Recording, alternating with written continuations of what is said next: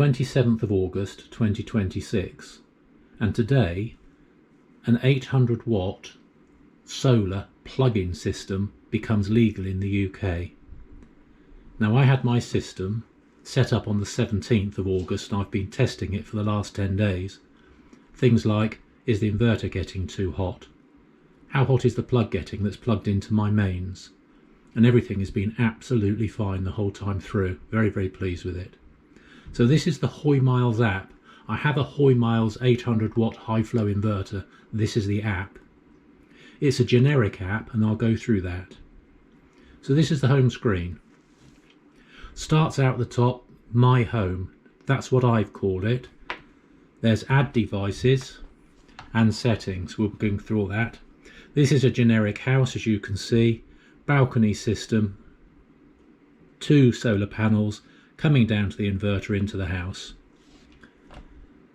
This says how much solar is being generated and how much is going to the grid.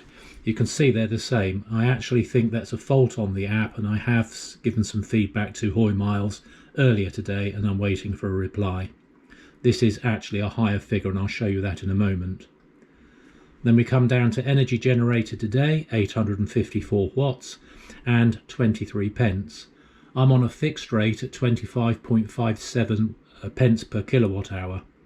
So I've saved a whole 23 pence today. I'm going to be a millionaire soon. Wow. Lifetime energy, 25.13 kilowatts. That's since I installed it. And my total revenue that I've saved is £6.42. Scrolling further down, you'll notice here, by the way, that's today's temperature and weather. It's cloudy and 20 degrees. Earlier, it was raining. We've had a drought in the UK for a while now, and today it actually started raining where I am in North Hertfordshire, and there were raindrops pouring down all over the screen. Very, very good. It's the little things that count, isn't it?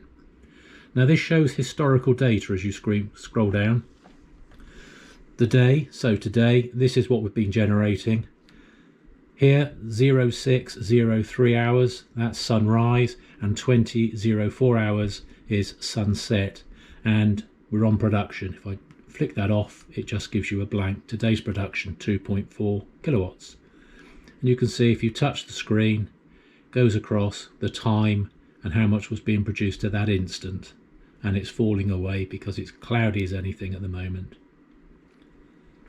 And then you can go back historically, 25th, 24th, do it for the month, and it becomes a bar chart, etc. So the interesting one for me at least is daytime and today. Whoops, don't really want to do that. 26 will do fine. So there we go, that's today's. And then environmental benefits. I've saved enough to plant a tree, and I've saved CO2 emissions by 25.05 kilograms. Pretty good. Now coming back here again, solar 203.1, grid and load 203.1. So that's what's going into my house. But when we come on to the next one, devices, that's the device I have, the hiflo 800. That's my serial number. You can tap it. These are the 2 panels, and the green bits there are how much of the panel is actually generating at the moment. You can see it's a fraction under a half on each. Now it's 214.4, 218 in the PV port, but 207 on the AC grid, so they are different. And that's what's not being reflected on the front screen. So 2 panels going into the microinverter and off to a plug in my garage, in this case, into my main system. And again, historical data here, except here we have production, temperature, grid and voltage, or grid frequency, sorry. The temperature is the temperature of the actual inverter itself. As you can see at the moment, it's about 28.3. It did go up to 44.4, no problem at all. Production, again, it's just reflecting the production from today. The grid voltage, see, a bit wobbly along there, isn't it? There we go. And grid frequency, the 50 Hertz. So those are the 2 interesting ones for me. I've been looking at carefully production and temperature. I wanted to make sure that it wasn't getting too hot in there. Not that it's a hot day or anything, but even so, it was a little bit hotter earlier the last few days, and absolutely no problems whatsoever. Everything was fine. So there we are. Coming back to the home screen,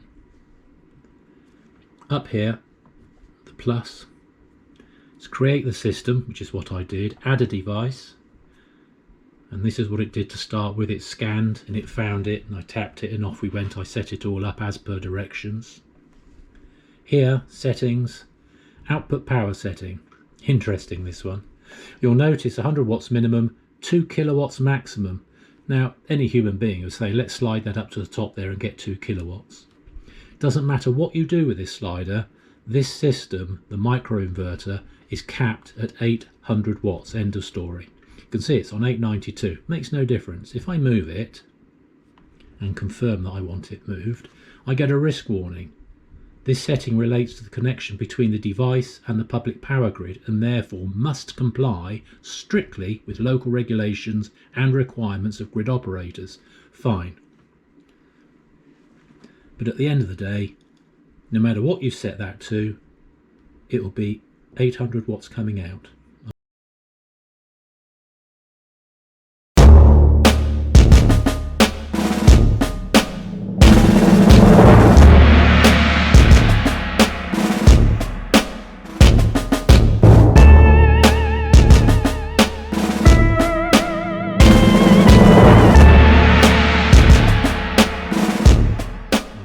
Slipped on 892 because it's just a bit difficult with my fat fingers. There we go, 805. Makes no difference, it'll be 800. I think the most I've had out of the system is 800.5 watts.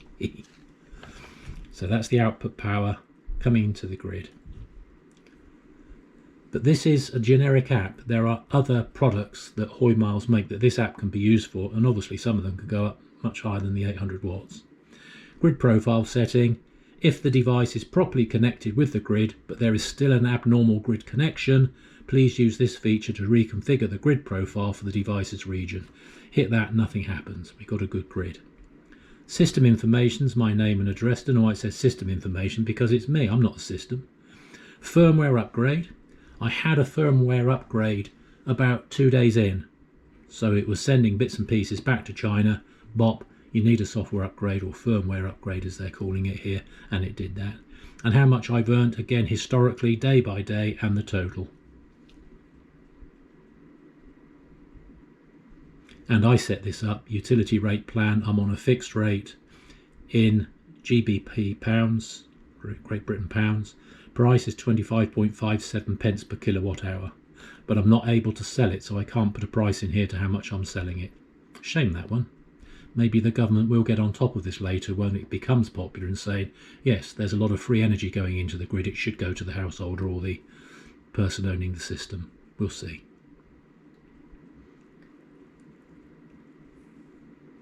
So that's settings on that one. We've looked at devices, which was this little beastie. This is quite interesting all the time because of these two. Sometimes there's a 30 watt difference across here, but it's still over 90% or 90% efficient, which is really good. And then profile, network configuration, finds it and set it all up. Did it all very, very easily. Connect to device, it found this and connected all, set it all up. And then settings, again, language, English. I'm English, so why not? The appearance is automatic, which means it goes with whatever my iPhone, as I have here. If I have nighttime on it and it goes darker, this will go darker as well. And the widget, S-Miles widget, you don't get a choice. It's simply the widget you get for that particular plant, which in this case is the microinverter. I dare say if I had a battery, the widget for that would be different. Notifications. Notifications, quite simply here. Alarm notifications, full charge reminder. Well, it doesn't charge because it's not a battery. There's a help center, and this one here, the high battery AC 1920, was rather interesting. This is one of these batteries it would be nice to have at the end of the day. It's actually got a fire extinguisher built in it, so it would catch any issues with fire within this battery unit pretty quickly and attempt to put them out with a fire extinguisher. I haven't heard that with the EcoFlow or any of the others that I've heard about. Help Centre. AI Assistant, ask it some questions. Rate us, I've done that. Feedback, as I said, I've given them feedback via this today to say on the front page that I don't think the solar generation is being picked up, it's getting the grid rather than the solar. And about them, and there's an awful lot of information here, it goes on and on, all of these. Privacy policy, I mean, look at this is a privacy policy, look at it, look at it. And a user agreement, yeah. What if you say no? You've already bought the dandy things. Look how much all this is. Incredible. And you can cancel the authorization. Assume if you're moving, for instance, you don't want this, somebody else will have to pick up on it. And there we go. That's everything. Very, very good system. Very, very pleased with it. Just wish the sun would be out a bit more. Thank you for watching. Now, the other thing is, I have got the Octopus Home Mini I ordered. It's on beta, it's arrived, it's set up, it's connected, it's doing everything from its point of view at my end, but it's not giving me any data. Octopus are aware of this and they're actually looking into it, because it's not my end is the system, or the problem, it's their end. And I'm also integrating onto my laptop, so hopefully I'll be able to get them both onto that, so I can see how much I'm using, how much I'm generating, and how much is going back to the grid, or off to the grid, not back to it, but off to it. So again, thank you very much for watching.